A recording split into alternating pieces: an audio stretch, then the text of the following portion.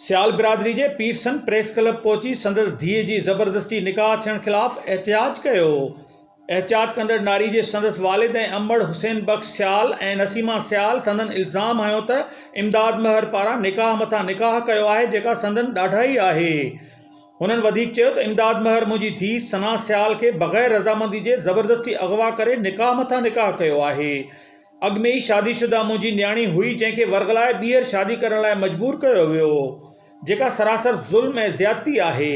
असां सां इंसाफ़ कयो वञे। हुननि चयो त न्याणी सना खे ज़बरदस्ती खणी वेंदड़ इमदाद महर बाअसर आहे, जेको असांखे धमकाए रहियो आहे।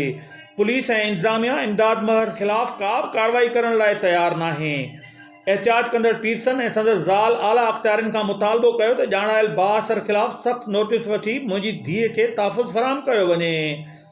कैमरामैन टीम सां गॾु अशरफ बुखारी, वक़्त news, Ghotki. Phone number phone कंहिंमहिल छा थो चए, कंहिंमहिल छा थो चए। बाबा तव्हां असांखे इनकार कयो त बाबा असां तव्हां सां बिल्कुलु इहो कंदासीं, न्याणी खे मारींदासीं, तव्हांखे मारींदासीं। इंसाफ़ थियो